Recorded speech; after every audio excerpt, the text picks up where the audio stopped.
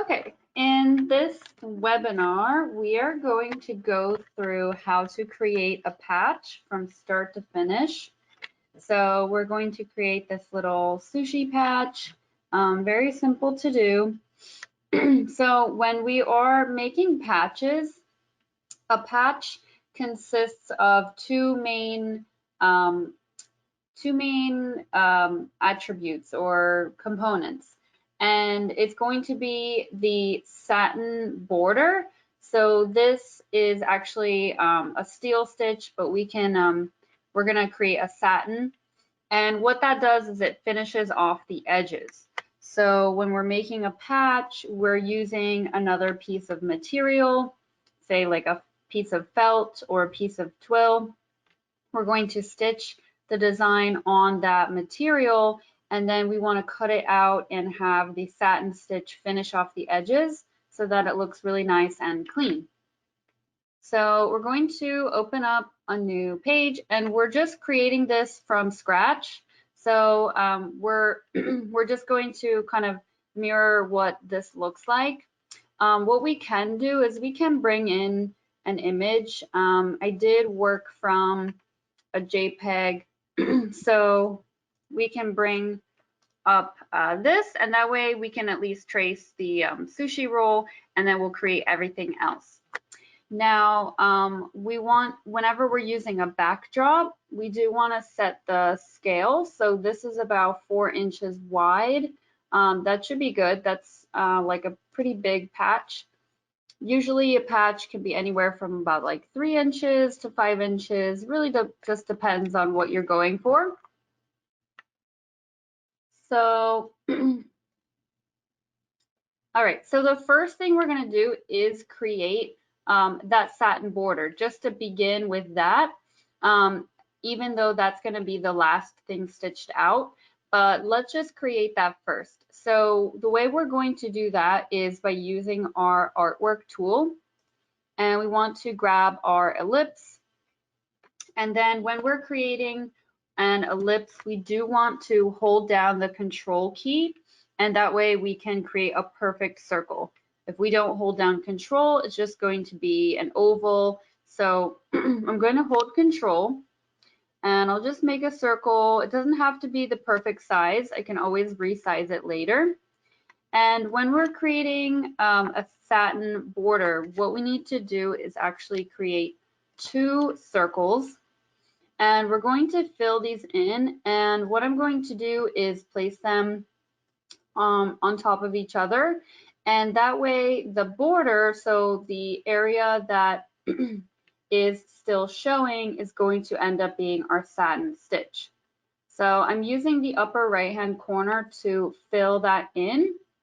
And we have the stroke color as being black. I actually don't need a stroke color on that, so I'm going to match it to the fill. So I have a red circle, and then on the other one, we will also fill it in. I'm actually going to keep the stroke color because I will show you why we need that run stitch. And then I'm just going to change the color of that red so that it is different. Now that I have 2 circles, I do want to make sure that they're perfectly aligned. So be sure to select both, and then we can use our alignment tools at the very top. So I'm going to horizontal center align and vertical center align.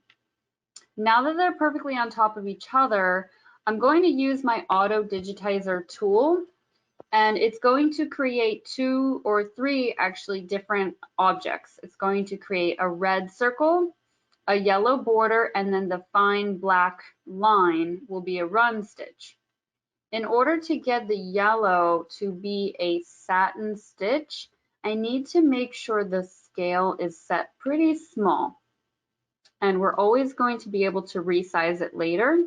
So I just shrunk this down to about 1 inch, and now let's hit our auto digitizer tool. So we can flip on our 3D view, and I can just pull it right back out to the size that I need. So what we see here is I have a nice perfect satin ring of stitches. The black stitch, I am going to use that as well, and that's going to be my placement stitch. So I'm going to keep that. And the red, I actually don't need that, so we'll delete.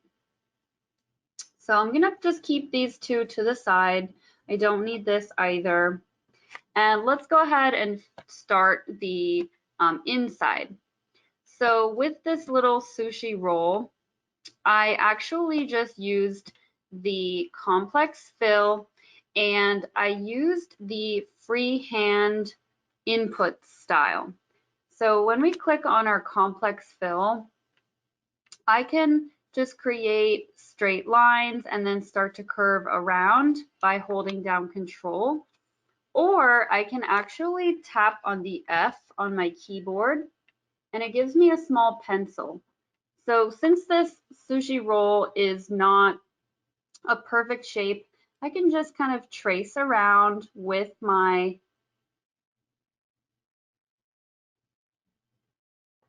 pencil, and I just tapped on C and it closed it off. So I can always go back and make a little edit, just pull in the lines, drag in the points. And that was just my method of creating this shape. You can certainly do it with just your regular input style, so whatever you have that set to, and I'll just show you the difference. So I have that one, or I can just click the actual straight lines, and anytime I need a curve, hold down Control, and it will allow me to trace around it. So my default input mode is set to simple draw, which means when I'm inputting my lines, if I need a curve, I'm going to hold down the Control key, and that will allow my lines to curve. And I can release if I need a straight line. And then we can always use our shortcut, so I can press C on my keypad and it will close it off. So you can always use different modes, anything that works best for you. And our modes are found in the Tools, General Options, and it's under Digitizing, and we have our Outline Input mode. So the first one I used was freehand, and the second was simple draw. So I have my black part of the sushi, and now I'm going to get the white part, that is the rice. So again, I'm still using complex fill, and I can just keep my input mode. I'm just going to trace. It doesn't have to be perfect with this design, which is really nice to have a little bit of freedom to create, you know, any kind of shape. It just has to look like a little sushi roll. So if we were going to create, say, a perfect shape, that's where we want to use our artwork tools. I can create a perfect ellipse again if I needed that, a rectangle, a hexagon. So you can use the artwork tool in combination with your auto digitizer, and that will help you create perfect shapes. Now at the bottom here, my color chips are limited, so I'm going to add more. Very bottom right, I'm going to just click that plus sign, add some more colors, and I need a white, so I'm just going to double click on one of them, and I can select white from there, and then I will right click and it will change my shape to white. So I have my black part, my white part, and now I can actually take these and I can hide them, and that way it will be out of my way and I can create the other shapes. So I can just click on the eyeball that is next to that object and it will hide it, or I could just drag them off to the side. So now I'm going to make the little salmon part. And again, we're using complex fill. And on this section, I'm going to use my freehand mode. And that way I can just draw like a little kind of circular organic looking shape, and that's going to be my salmon. And I'm going to again change colors. So I'm going to find a darker orange and we'll change it there. And now there is a little yellow piece, little vegetable. Again, complex fill, and we can hide the salmon part. Complex fill, and I'm just going to make a little shape.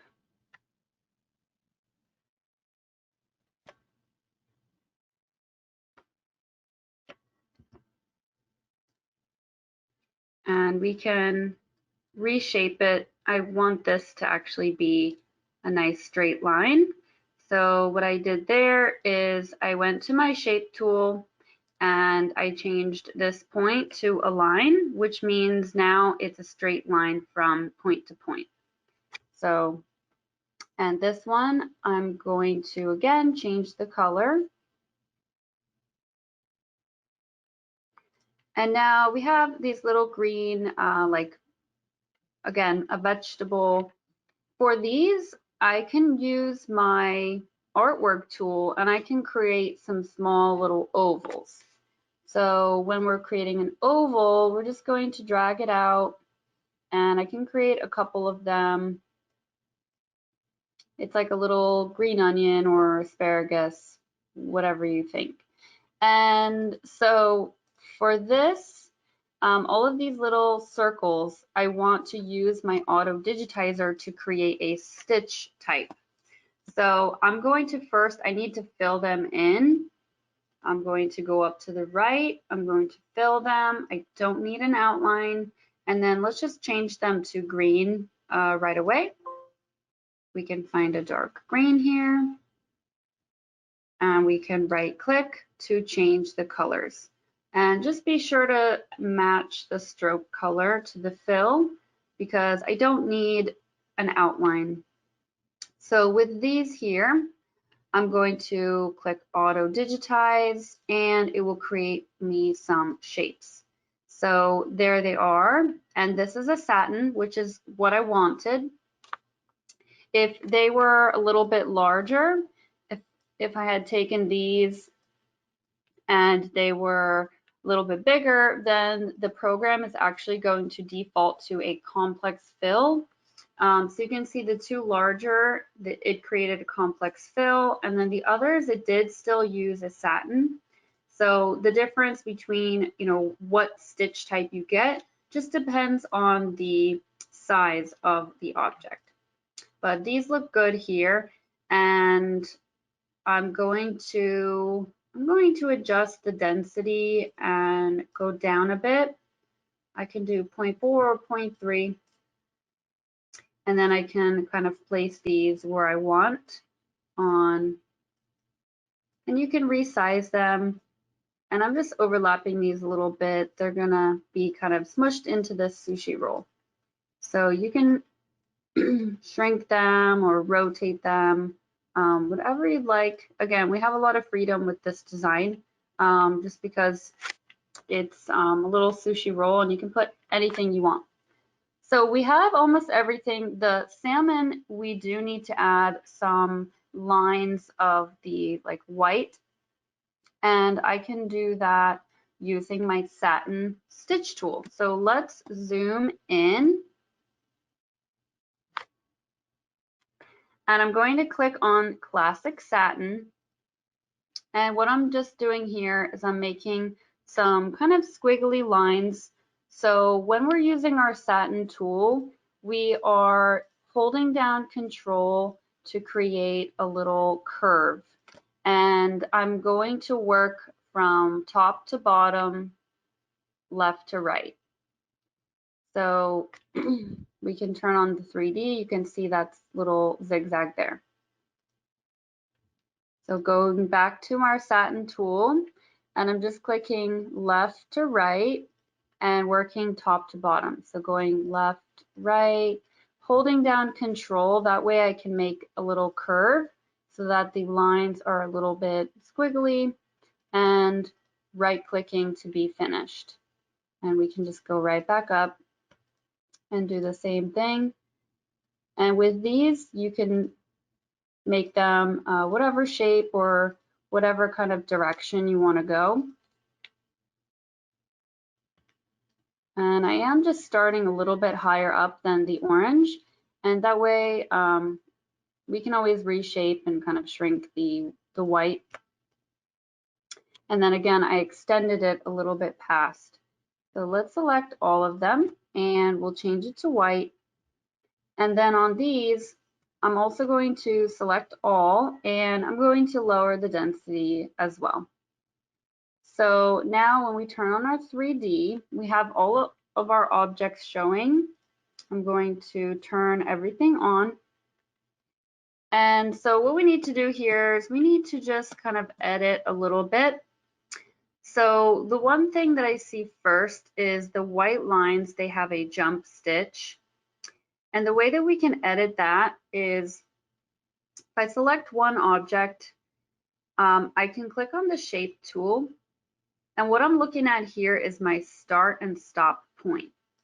If I click on the next one, my start is far away from the stop point of the prior shape. So what we want to do is have the start begin right where the first object ends. So if I can grab that shape, where is it?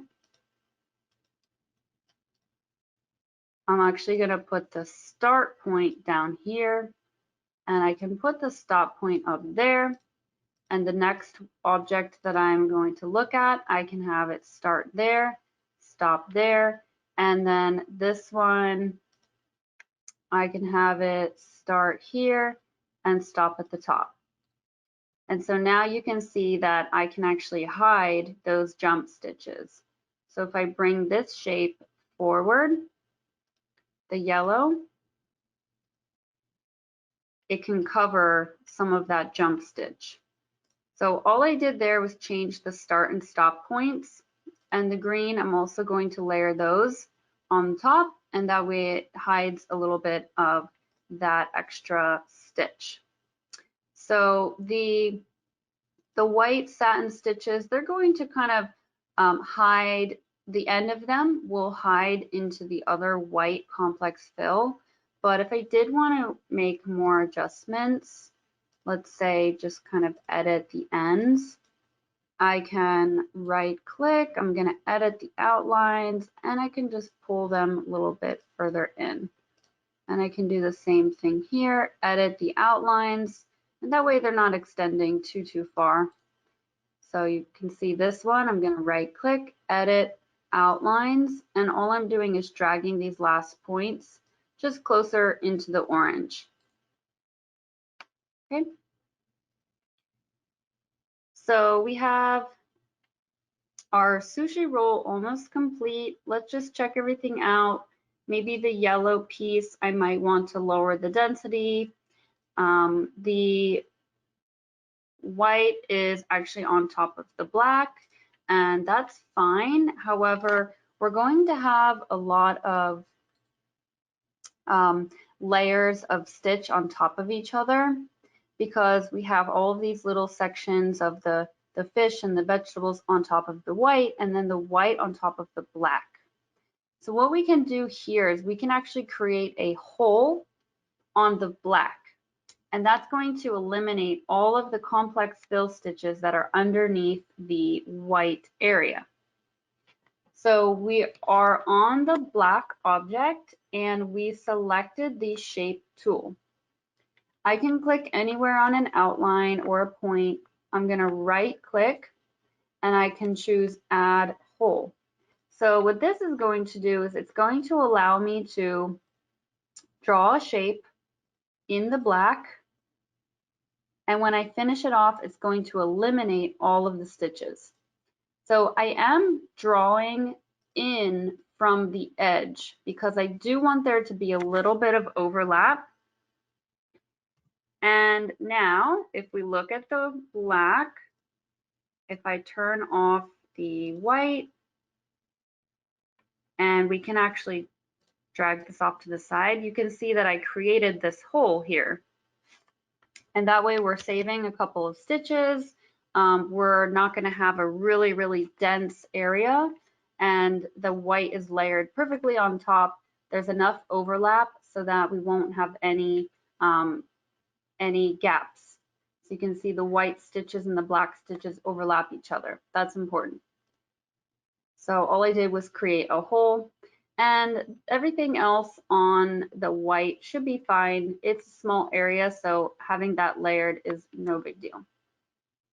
So we have our sushi roll, and now we want to create our chopsticks, and I made these in a satin stitch. So let's go to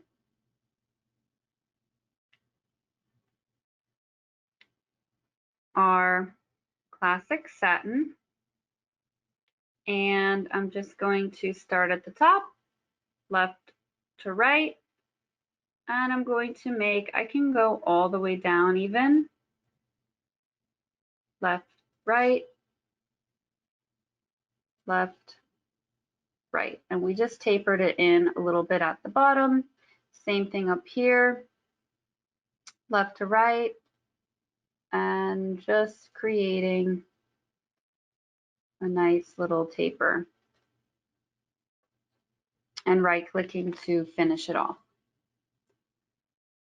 We can go to our shape tool and just make sure it looks how we want. I can see I have a little angle line that's kind of not matching the others, so I edited that.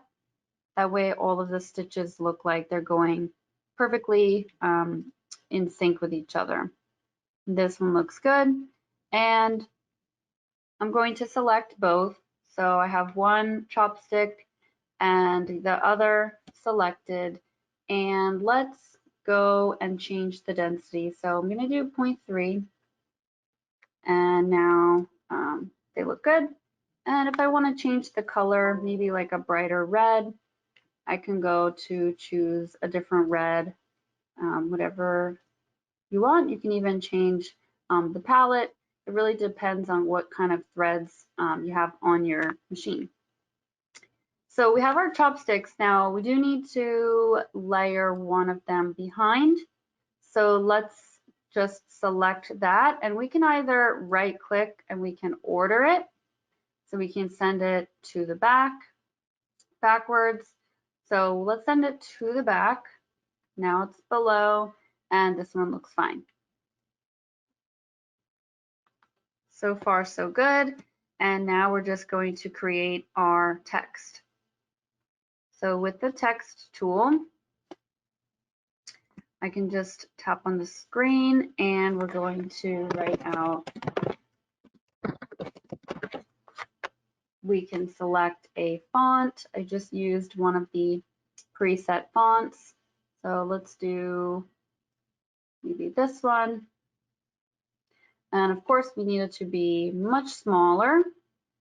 And then the way that we're going to get it to curve is we have the option in the text settings box, just above the apply, we have type. So we can do circle or monogram, and I want to do circle, and I'm going to apply, and now I have it in a curve. Now to edit the curve, we're just going to select the text tool again, and you can see that a pink ring will appear. So I can actually pull it in, I can push it out a bit, I can drag the green dot, I can also drag the orange dots, and I can edit further. So let's take this, and I'm actually going to turn it, shrink it down a bit more. We're just grabbing the edge of that black box, and I'm going to have that in my patch. Now I have a backdrop loaded here, so I can actually just eliminate that. You can turn it off if you do a Control B, or if you select the key in the upper panel, it's on the very top, and it will hide your backdrop. So I don't really need the backdrop anymore. I just used it to create that sushi roll and chopsticks. So what I want to do now is I do want to grab my satin stitch so that I can frame this and rearrange. The satin stitch here is going to be the last part, and it's going to finish it off. And the reason why I have my run stitch is because this is going to be our placement stitch or our cutting stitch. So if we use a piece of felt, I need this to stitch out on the felt, and that way I know how to cut it. So I would have this run stitch, stitch out, stop the machine. I can cut my circle of felt, and that way it's going to be the correct size. The other reason to have this run stitch is so that after I have my piece of cut felt, I'm going to have a run stitch stitch down on my water soluble topping, or if you want to use tearaway backing, we have this stitch out as a placement stitch. So that's going to show me where I should put my piece of felt to have everything stitch out on the felt. So the placement stitch, we want that to be just inset a little bit from the satin. So I'm going to make it a bit smaller, and it's inset just a tiny bit. And the satin stitch is going to be overlapped a little bit. So just shrink it a tiny bit, and then we can go in and arrange everything. So let's first align the black and the yellow. So that way, I'm going to select the yellow, I'm going to hold down Control and select the black, run stitch, and let's use our alignment tools. So now that black stitch is perfectly aligned with the yellow. The black stitch, we are going to send that all the way to the back. So I'm going to right click, send it to the back. That way it's going to stitch out first. And then let's rearrange everything inside, make it look good. Again, if we want to edit the curvature of the text, we can click back on the text tool. And now I can edit if I want it to be bowed out a little bit. We can still edit the spacing. I think I want an additional space in between the letters. That way they're not bunched up. So I just added a space percentage. It's up in the right-hand corner box. And we can also edit the density. You can do a 0.3 or 0.4.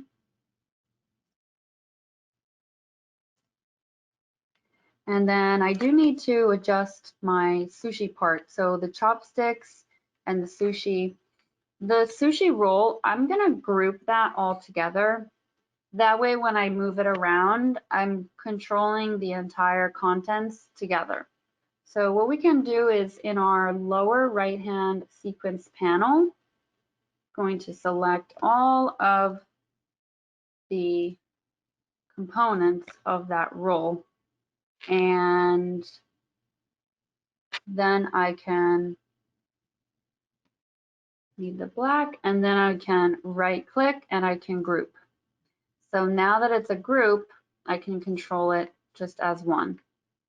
And so the chopsticks, I can move those in a bit.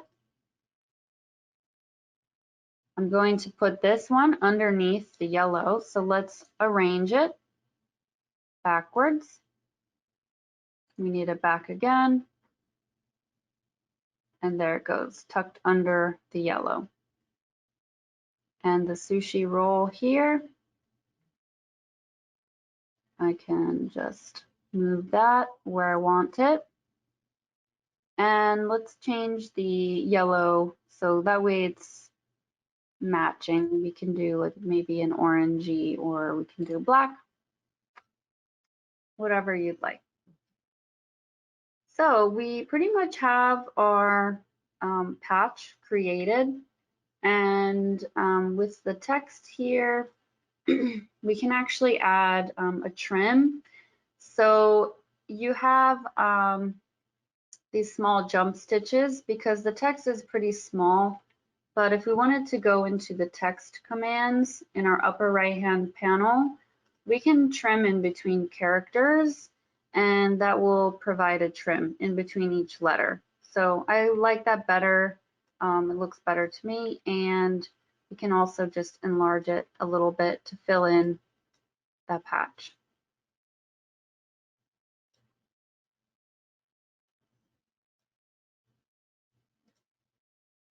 So if everything looks good and we're ready to go, we're going to save it as an RDE file and also save it as a DST. And the reason we're always saving as an RDE is because we want to make sure we can edit if needed. And it's always going to be better to edit when we are working with an RDE file, not a DST. The other thing that we want to make sure of is that our placement line is actually a different color. And that way we can set our machine to automatic manual. And that way it's going to automatically stop after each color.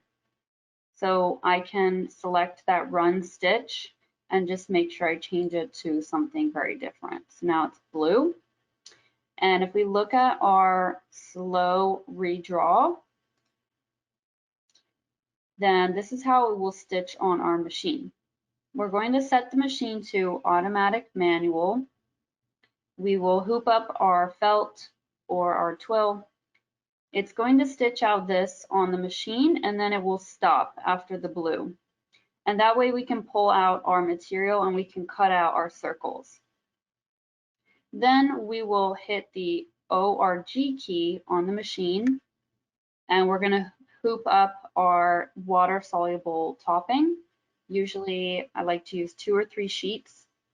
And once we hit start again, it's going to start from the beginning. It will stitch us a placement stitch. And that way I know exactly where to stick that piece of felt. And from there, it's going to stitch out on the felt, the design. Oh, well, that works too.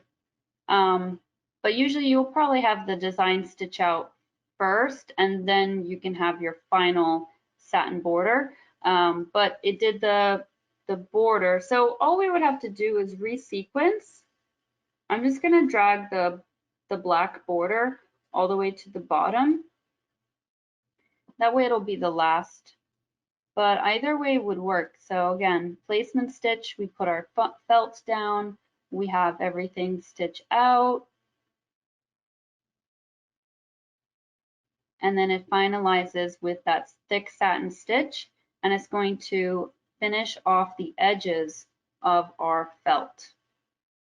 And that's how we will have our patch, and we can just pop it off of the water soluble topping and it will be complete.